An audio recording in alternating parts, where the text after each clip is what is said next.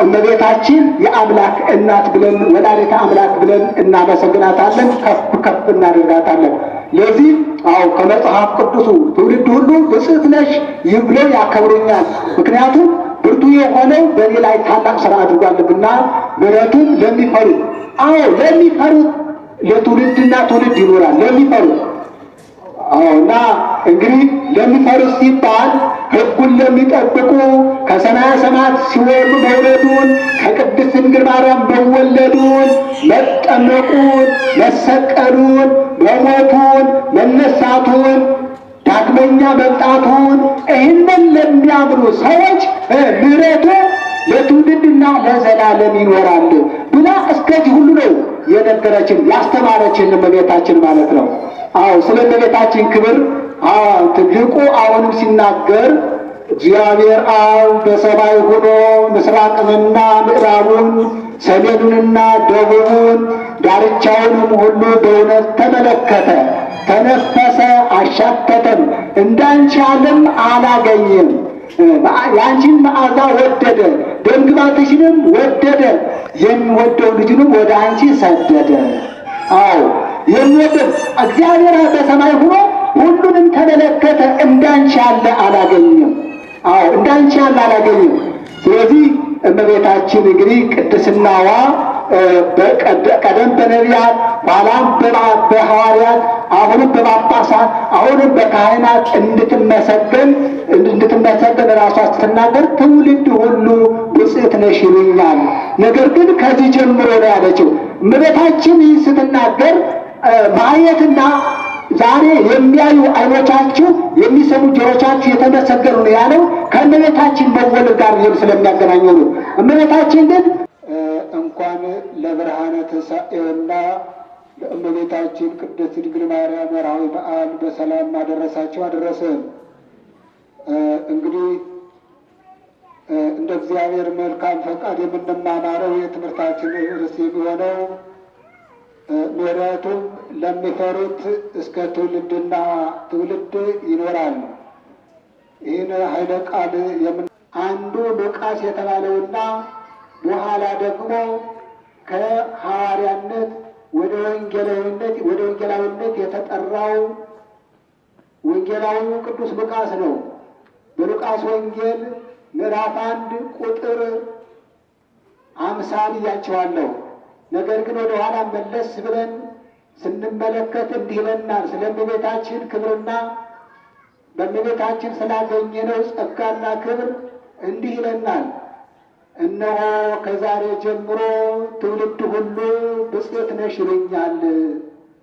ብርቱ የሆነ እርሱ በእኔ ላይ ታላቅ ሥራ አድርጓልና ስለዚህ ስሙ ቅዱስ ነው እልና አለችና ምሕረቱም ለሚፈሩት ሁሉ ለትውልድና ለትውልድ ይሸጋገራል ይኖራል ብላ በዚህ በሉቃስ ወንጌል ተናገረች ማለት ነው። እንግዲህ የተናገረችው ይህ ቃል እመቤታችን ስትሆን አንደኛ አስተማረችን፣ ሁለተኛ ደግሞ ይህ ቃል በሁለትም በሶስትም እንጠቀምበታለን። ምንድነው ጥቅሙ ያላችሁ እንደሆነ ጸሎተ ማርያም ነው። ጸሎተ ማርያምን በደገምን ጊዜ አጋንንት ይርቃሉ፣ ይቃጠላሉ። ሌላው ደግሞ ወንጌላዊ ነው፣ መለኮታዊ ቃል ነው። ብዙ ሰዎች ስለ እመቤታችን ክብር ስንናገር ራሳቸውን የሚያማቸው ሰዎች አሉ። ስለ እመቤታችን ክብር ስንናገር፣ ስለ እመቤታችን ልዕልና ስንናገር ቤተ ክርስቲያናችን እንደ ኦርቶዶክስ አስተምሮ ቤተ ክርስቲያናችን እመቤታችን ከእግዚአብሔር በታች ከቅዱሳን በላይ ከእግዚአብሔር በታች እንደ እመቤታችን የከበረ የለም ትላለች ቤተ ክርስቲያናችን። ከእግዚአብሔር በታች እንደ እመቤታችን የከበረ የለም። ይህን ስንል ከመጽሐፍ ቅዱስ እንዳገኘነው ነው። በዚህ በትንቢተ ኢሳይያስ ምዕራፍ 66 ላይ ሰማይ መቀመጫዬ ነው፣ ምድርም የእግሬ መመላለሻ ናት። የእግሬ መቀመጫ ናት፣ መረገጫ ናት። ሰማይ መቀመጫዬ፣ ምድር ደግሞ የእግሬ ማረፊያ ናት ይላል። ለእኔ ምን አይነት ቤት ነው የምትሰሩልኝ አለ እግዚአብሔር ይላል ኢሳይያስ ሲናገር። እንግዲህ ሰማይ የማይችለውን ምድር የማትችለውን 9 ወር ከ5 ቀን በማህፀኗ ተሸክማ ለእኛ ህብስተ ሕይወትን የሰጠሽን እናት ናትና፣ ስለዚህ ከፍ ከፍ እናደርጋታለን። ራሷም ስትናገር አዎ ከዛሬ ጀምሮ ብጽዕት ነሽ ይሉኛል፣ ትውልድ ሁሉ ብጽዕት ነሽ ይሉኛል። ቃል የተናገረው መጽሐፍ ቅዱስ እንግዲህ መጽሐፍ ቅዱስ ነው ወይም ደግሞ ከመጽሐፍ ቅዱስ ክፍሉ ይህንን አሁን የተነሳነበትን የሉቃስ ወንጌል ነው። የሉቃስ ወንጌል ማለት ደግሞ እነርሱ የሚያምኑበት ሌሎቹ የሚያምኑበት ወንጌላዊነቱን የሚያምኑበትን ቃል ነው። በዚህ ቃል ነው እመቤታችን የተናገረችው ማለት ነው። እና እመቤታችን እንግዲህ ይህን ተናገረች። ከዛሬ ጀምሮ ትውልድ ሁሉ ብጽዕት ነሽ ይሉኛል ያለችው የዛሬ 2000 ዓመት ገደማ ነው። ከዚያ ቀጥሎ ምን አለች? ብርቱ የሆነ እርሱ ለእኔ ታላቅ ስራን አድርጓልና ስሙም ቅዱስ ነው። አዎ እንግዲህ ብርቱ የሆነ የተባለው ያለችው ስለ ልጇ ስለ መድኃኔዓለም ኢየሱስ ክርስቶስ ነው። ይህንንም ያለችው ገና ሙቶ በመስቀል ላይ ተሰቅሎ ሳታየው በመስቀል ላይ ሆኖ ሞትን ድል አድርጎ ሞትን አስደንግጦ ወይም ደግሞ ወደ መቃብር ወርዶ በመቃብር ሆኖ ከመቃብር ተነስቶ ሞትን ድል አድርጎ ሳይነሳ ገና በመጀመሪያ በማህፀኗ በተወሰነ ባደረ ጊዜ ብርቱ የሆነ እርሱ አሁን ጌታችን ዛሬ በኃይሉ ሞትን አስደንግጦ ሞትን ድል አድርጎ ዲያብሎስንና ሞትን አስደንግጦ የተነሳበትን ትንቢትም ስትናገር ነው። እርሱ ብርቱ የሆነ እርሱ በእኔ ላይ ታላቅ ስራ ድንቅ ስራ አድርጓልና ስሙም ቅዱስ ነው። አዎ ስሙም ቅዱስ ነው ብላ ገና ለተጸነሰው ገና ስትጸንሰው መጀመሪያ ሁለት ምስክር ሁለት ጊዜ ከሴቶች ሁሉ አንቺ የተባረክሽ ነሽ ተብሎ እንደተነገራት በመጀመሪያው ገና ስሙም ቅዱስ ነው አለች። ለእርሷ ምን ተነገራት የተባለ እንደሆነ የገናናው መልአክ ቅዱስ ገብርኤል ከሴቶች አንቺ ተለይተሽ የተባረክሽ ነሽ አላት። ያላት በናዝሬት አገር ነው። አዎ በናዝሬት አገር አንቺ ከሴቶች ተለይተሽ የተባረክሽ ነሽ አላት። ወዲያውኑ ከቅዱስ ገብርኤል ሰላምታ ከተቀበለሽ በኋላ ወደ ተራራማው አገር ወደ ይሁዳ ከተማ ሄደሽ ይለናል። አዎ የቅዱስ ገብርኤልን ሰላምታ እና ምስራች ከተቀበለችና እኔ ለእግዚአብሔር ገረዱ ነኝ ብላ ለእግዚአብሔር ይህን የትሕትና ቃል ከሰጠሽ በኋላ አካላዊ ቃል በማህፀኗ አደረ ይለናል።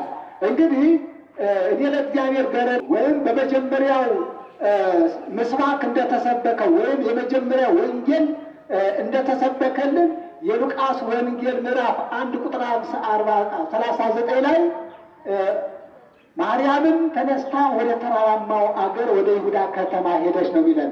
አዎ እንግዲህ ወደ ይሁዳ ከተማ ሄደች። ለምን ሄደሽ?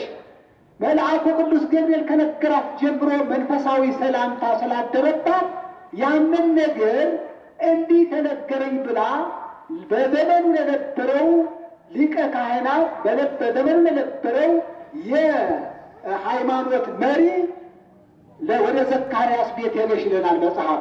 በዘመኑ ለነበረው ወደ ካህኑ ሄደሽ ነገሩን ለመረዳት መልአኩ ቅዱስ ገብርኤል እንዲህ ብሎ አበሰረኝ፣ ምስራች ነገረኝ ብላ ወደ ተራራማው አገር ሄደች ይለናል መጽሐፍ።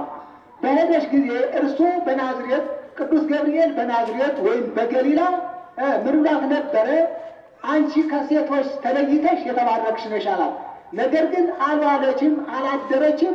ቀጥታ ወደ ተራራማው አገር ሄደች።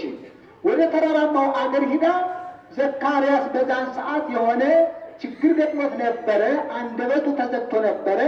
የእግዚአብሔርን ቃል አለመቀበል ባለማመኑ ባለመቀበሉ የእግዚአብሔር መልአክ ተቆጥቶት ነበረ። እግዚአብሔር ከዚህ ቁጣ ይሰውረን። አዎ ብዙ ሰዎች ለምን ነው ይህን አንደበቱን ዘግቶት ነው ሄደው? አዎ ስለዚህ አንደበቱ ስለተዘጋ ዘካርያስ እና እመቤታችን ሊነጋገሩ አልቻሉም። ስለዚህ ወደ አክስቷ ኤልሳቤጥ በቀረበች ጊዜ ኤልሳቤጥ እየሮጠች ሆኑ። አዎ በሁለትና በሶስት ምስክር ምን ይጸናል? ነገር ይጸናል እንዳለ እና በሁለትና በሶስት ምስክር ነገር ይጸናል እንዳለ። ስለዚህ እመቤታችን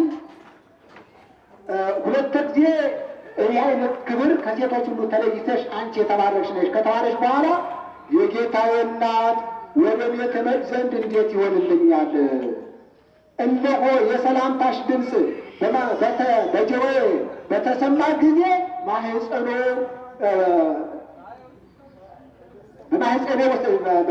ውስጥ ያለው በደስታ ዘሏልና። ሌላ ኤልሳቤጥ ስለ እመቤታችን አምላክን የመጽነሷን ነገር አበሰረቻት፣ ተናገረቻት ይለናል። እንዲህ ከዚያ ጀምሮ እመቤታችን ምንድን ነው ያለች? ነፍሴ እግዚአብሔርን ታላቅ ታደርገዋለች፣ መንፈሴም በመድኃኒቴ በእግዚአብሔር ደስ ይላታል። አዎ የባሪያይቱን መዋረድ አይቷልና። ባሪያይቱ የተባለች ማናት? ያንተ እንደሆነ እመቤታችን አይደለችም ባሪያይቱ። የባሪያይቱን መዋረድ ተመልክቶ ከሰማይ ወርዶ በማኅፀኔ አድሯልና። ባሪያ የተባለችው ዲያብሎስ ባሪያ ያላት ሔዋንና ልጆቿን እንግዲህ ሁሉን ወክላ እመቤታችን የባሪያይቱን መዋረድ አይቶ ከሰማየ ሰማያት ወርዷልና። ስለዚህ ከዛ እነሆ ከዛሬ ጀምሮ ትውልድ ሁሉ ብፅዕት ነሽ ይሉኛል እያለ መጽሐፍ ቅዱሱ ታዲያ ሌላ ስም ወይም ዝቅ ያለ ስም እንዴት ይሰጧታል? እኛ ግን የመጽሐፍ ቅዱስ ኦርቶዶክሳውያን በመጽሐፍ ቅዱስ መንገድ ሂደን ከእግዚአብሔር በታች እንደ እመቤታችን የከበረ የለም። እመቤታችንን የምናከብራት ወላዲተ አምላክ ብለን ነው። አዎ ወላዲተ አምላክ ብለን ነው የምናከብራት እንጂ ፈጣሪያችን አምላካችን ብለን አይደለም። የአምላካችን እናት የፈጣሪ እናት ብለን